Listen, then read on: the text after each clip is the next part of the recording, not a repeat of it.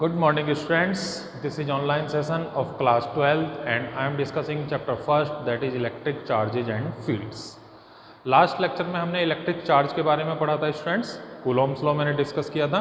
Coulomb's law क्या था basically, अगर सपोज मान लीजिए दो चार्ज हैं हमारे पास, एक को मैंने Q1 बोल दिया और एक को मैंने Q2 बोल दिया, ठीक है।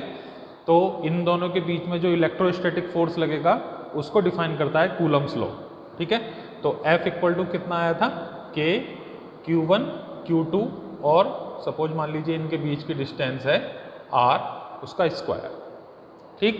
तो कूलम्स लॉ में जो इलेक्ट्रोस्टैटिक फोर्स है वो किस किस के डायरेक्टली प्रोपोर्शनल है, दोनों चार्जेज के प्रोडक्ट के, और इन्वर्सली प्रोपोर्शनल है square of the distance between them. ये लास्ट लेक्चर में हमने डिस्कस किया था।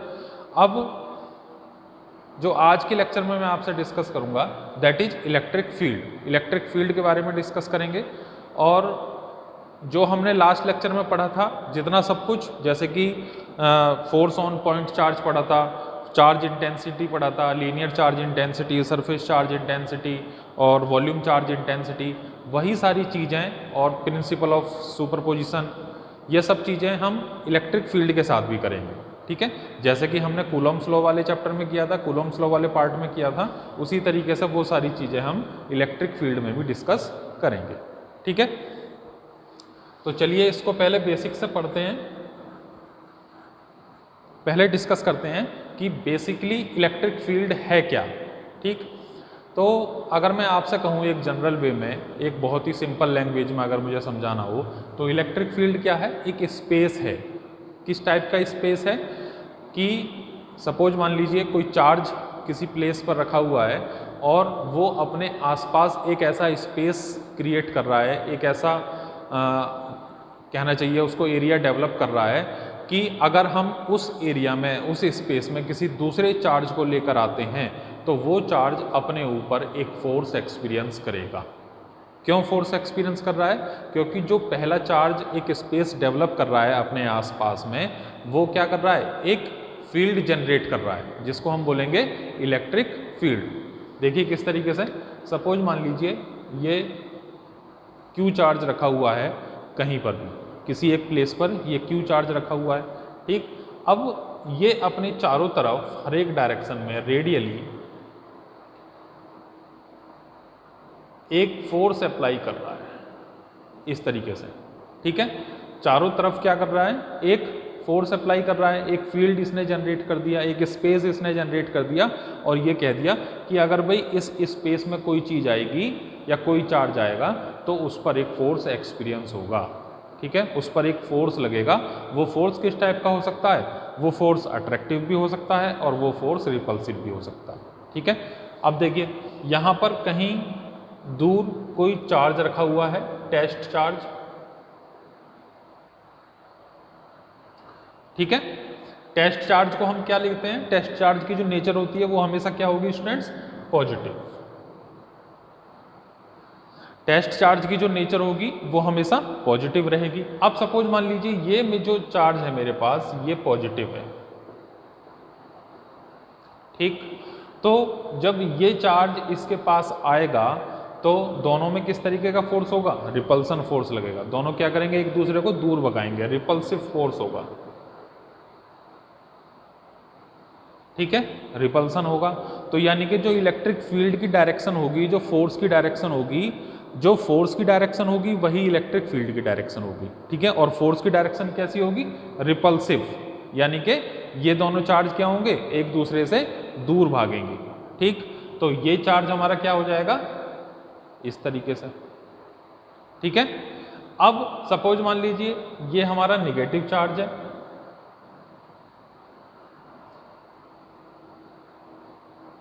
नेगेटिव चार्ज, ठीक।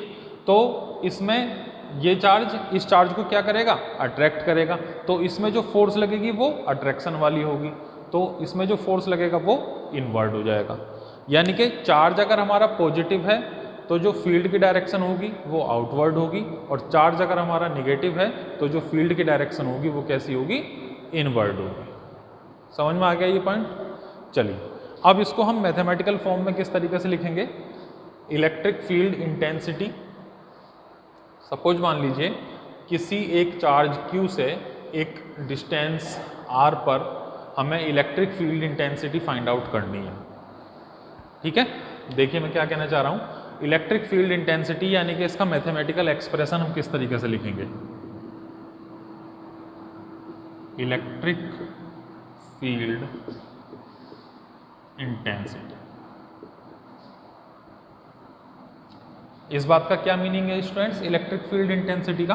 सपोज मान लीजिए यहाँ पर ये Q चार्ज रखा हुआ है, ठीक, और इससे कोई r डिस्टेंस की दूरी पर कोई पॉइंट है P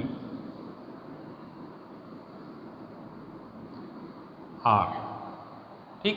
सपोज मान लीजिए इस डायरेक्शन में यूनिट वेक्टर r है, ठीक।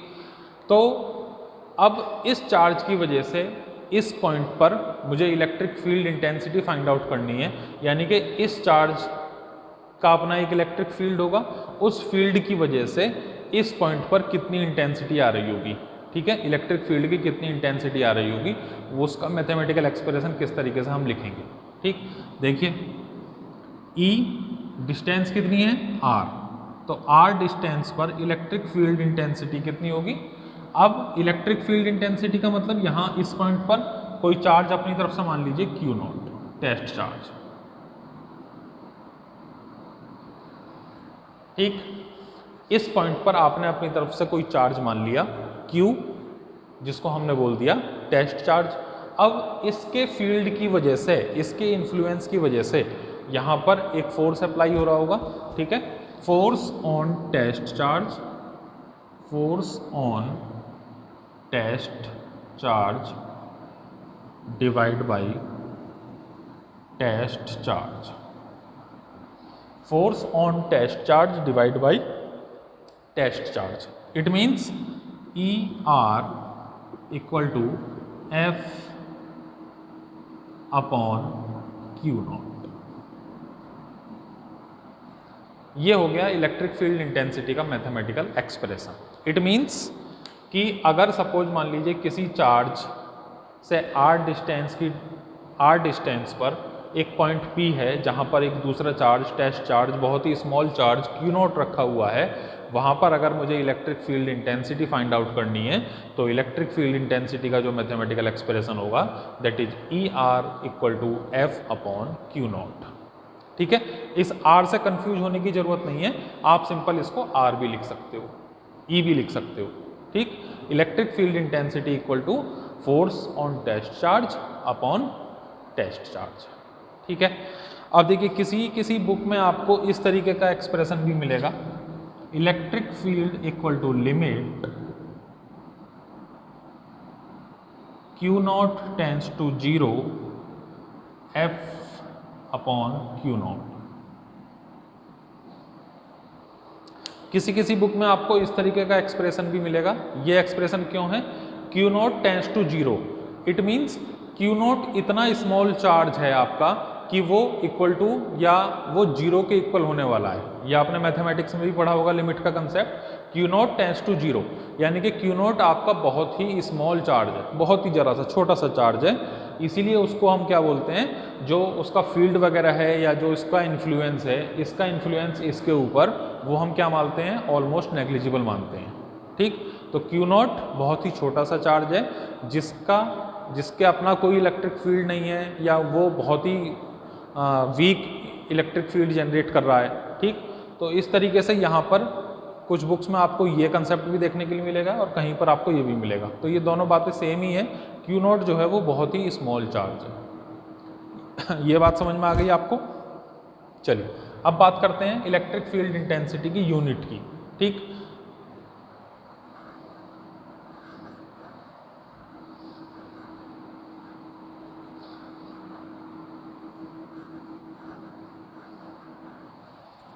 देखिए unit of electric field intensity, unit of electric field intensity क्या था अभी mathematical formula, vector E equal to F upon Q0। Vector E equal to F upon Q naught. तो इसकी यूनिट क्या हो जाएगी, फोर्स की यूनिट न्यूटन और चार्ज की unit coulomb, newton per coulomb.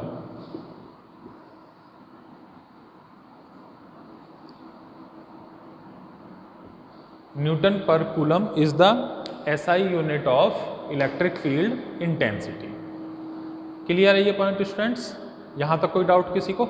देखिए एक न्यूमेरिकल किस तरीके से करेंगे इसमें। बहुत सिंपल न्यूमेरिकल है, डायरेक्ट वैल्यू लिख दे रहा हूँ मैं। Calculate force on an electron, force on an electron. Question 1, force on an electron in a uniform electric field, uniform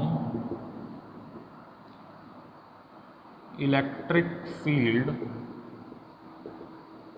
ये हमें फाइंड आउट करना है। यूनिफॉर्म इलेक्ट्रिक फील्ड हमें दे रखा है 5 × 10⁴, 5 × 10⁴ newton per coulomb. Due north, due north, ठीक है। देखिए यहाँ पर डायरेक्शन दी हुई है, इलेक्ट्रिक फील्ड कैसी क्वांटिटी है, वेक्टर क्वांटिटी है, और उसकी डायरेक्शन वही होती है जो फोर्स की डायरेक्शन होती है, ठीक। तो यहाँ पर मुझे force on electron find out करना है, ठीक। F की वैल्यू फाइंड आउट करनी है। We know that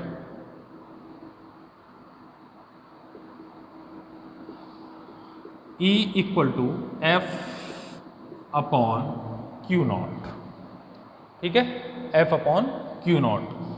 E equal to F और क्यू नॉट यहाँ पर क्या है, इलेक्ट्रॉन। क्यू नॉट की वैल्यू क्या है स्टूडेंट्स, चार्ज क्या है यहाँ पर, इलेक्ट्रॉन। इलेक्ट्रॉन की वैल्यू आप सब जानते हैं, चार्ज ऑन इलेक्ट्रॉन कितना होता है, -1.6 × 10⁻⁻19 कूलम। तो यहाँ से फोर्स की वैल्यू फाइंड आउट कर लीजिए। Force equal to E × E। अब देखिए इसमें कंफ्यूज होने की आपको जरूरत नहीं है, E × E, ठीक है।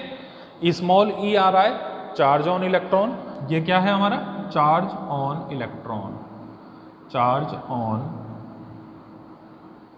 इलेक्ट्रॉन, ठीक, चार्ज ऑन इलेक्ट्रॉन, और ये है electric field.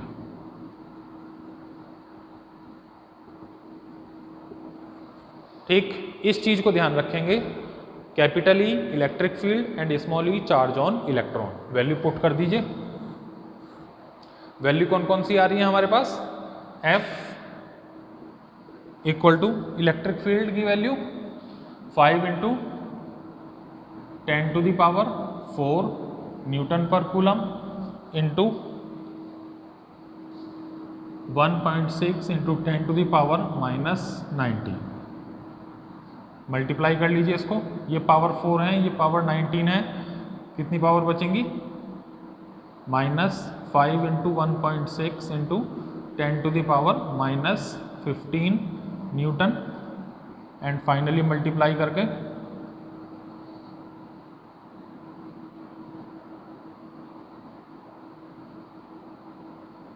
Into 10⁻15 newton and -8 × 10⁻⁻15 newton answer. Final answer is 8 × 10⁻15 newton due north.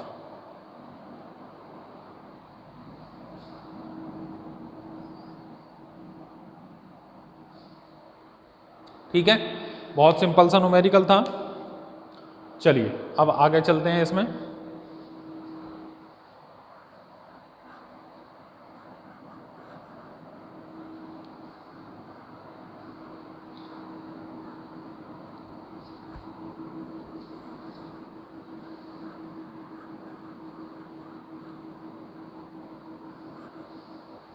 ठीक है, अब देखिए इलेक्ट्रिक फील्ड के बारे में मैंने आपसे डिस्कस कर लिया, इलेक्ट्रिक फील्ड इंटेंसिटी, उसका मैथमेटिकल फॉर्मूला मैंने आपको बता दिया। ठीक है, अब डिस्कस करते हैं next heading, that is electric field intensity due to a point charge. Electric field intensity due to electric field intensity due to a point charge.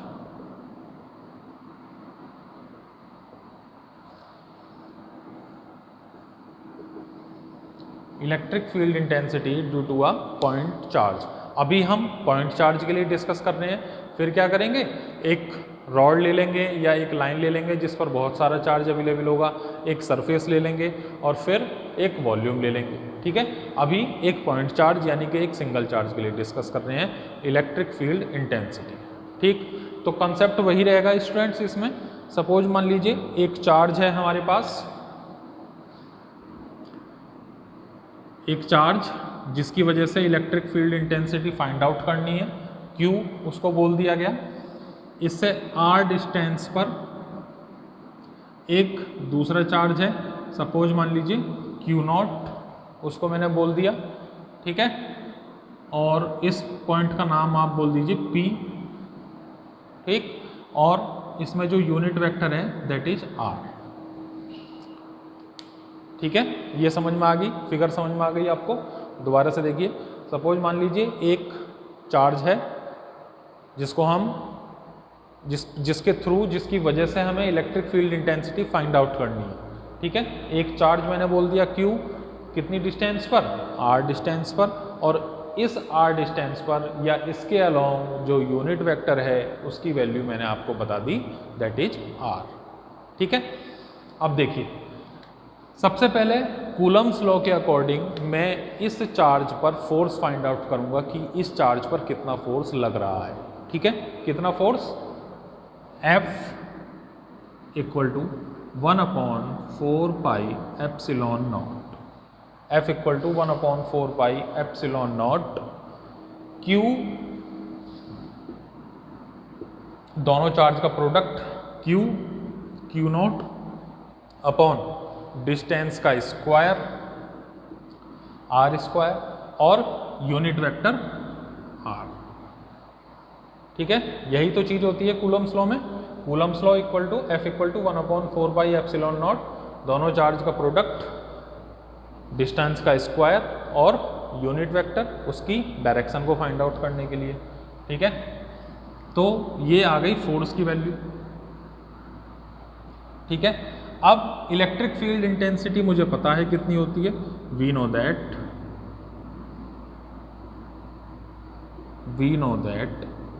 E equal to F upon Q0। Electric field intensity कितनी होती है, F upon Q0। Value put कर दीजिए, vector E equal to 1/4 pi epsilon naught Q into Q0 upon r² vector r और divide by Q0। ठीक है students, ये Q0 इधर की तरफ जाएगा तो Q0 से Q0 कैंसिल, जो फाइनल वैल्यू हमें मिलेगी that is vector E equal to 1/4 pi epsilon naught Q upon r² unit vector r। This is the final electric field intensity due to a point charge. ठीक है, एक point charge की वजह से electric field intensity कितनी आ रही है यहाँ पर P पॉइंट पर या इस टेस्ट चार्ज Q0 पर, वो हमने फाइंड आउट किया। ठीक है, समझ में आया ये पॉइंट, देख लीजिए इसको एक बार।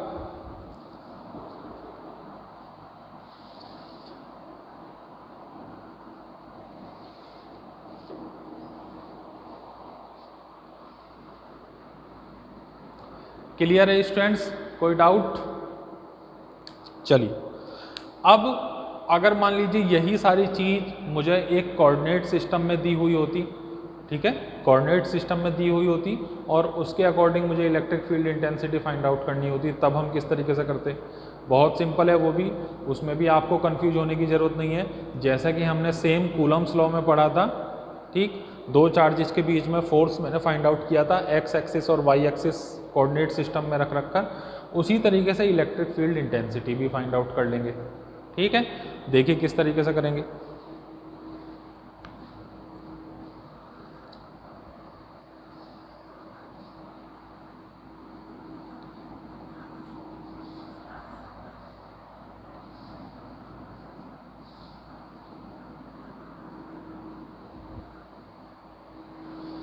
देखिए सपोज मान लीजिए x axis and y axis, बातें सब जो चीज़ें हैं वो सब सेम है, बस उनको प्रूफ करने का तरीका अलग अलग है, रास्ते अलग अलग हैं, मंजिल सबकी सेम ही है। ठीक है, अब यहाँ पर मान लीजिए एक चार्ज क्यू रखा हुआ है, जैसे कि मैंने अभी लिया था सिंपल वे में। एक यहाँ पर टेस्ट चार्ज सपोज मान लीजिए क्यू नॉट रखा हुआ है। ठीक, यहाँ से इसकी डिस्टेंस R1 बोल दीजिए या केवल R बोल दीजिए, और यहाँ से इसकी डिस्टेंस R0 बोल दीजिए। ठीक है,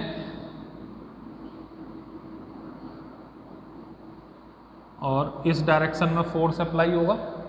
ठीक, ये इस पर फोर्स इस डायरेक्शन में लगाएगा इधर की तरफ, तो ये वैल्यू या ये कोऑर्डिनेट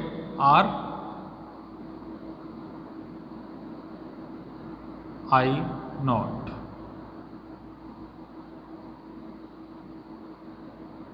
R1 बोल दीजिए, इसको R1 नॉट बोल दीजिए, वेक्टर, ये सब वेक्टर फॉर्म में।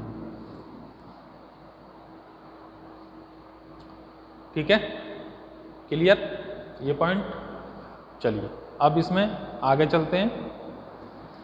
सबसे पहले कंसेप्ट वही रहेगा, फोर्स फाइंड आउट करेंगे दोनों फोर्सेज के बीच में, दोनों चार्जेस के बीच में फोर्स कितना होगा, F equal to 1/4 pi epsilon naught Q naught upon R1 naught square and unit vector R1 naught. Force हमने फाइंड आउट कर लिया, सिंपल। अब electric field intensity E equal to vector F upon Q naught, divide कर दीजिए value रखकर 1/4 pi epsilon naught Q into Q naught upon R1 naught square unit vector R1 naught divide by Q not.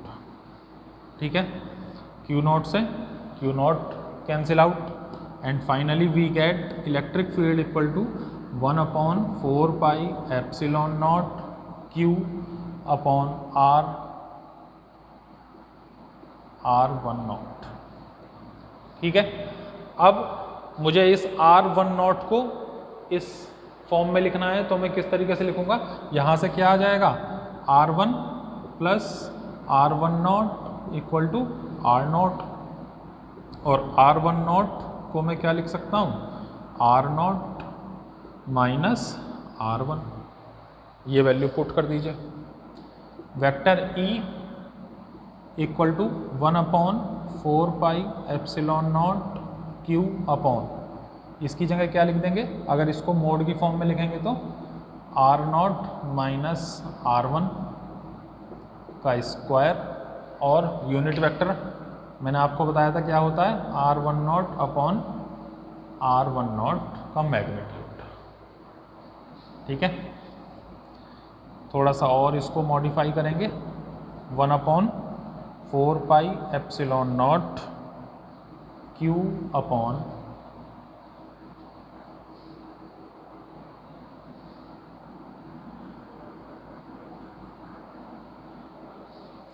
Q upon R0 minus R1 का square and R0 minus R1 upon R0 minus R1। ठीक है, अब ये दोनों value cube form करेंगी, vector E equal to 1/4 pi epsilon naught Q upon R0 minus R1 cube R0 minus R1। बिल्कुल same इसी तरीके से कूलम्स लॉ में भी हमने यहाँ इसको परफॉर्म किया था, ठीक है। सेम इसको हमने इलेक्ट्रिक फील्ड के रेस्पेक्ट में भी परफॉर्म कर लिया। समझ में आया ये पॉइंट स्टूडेंट्स? इसमें कोई डाउट किसी को? क्लियर है? ठीक, चलिए इतना एक बार रिवाइज करके देखिएगा, कोई डाउट हो तो पूछ सकते हैं, ठीक है। चलिए बाकी का इसमें डिस्कस करेंगे नेक्स्ट लेक्चर में। Thank you, have a good day.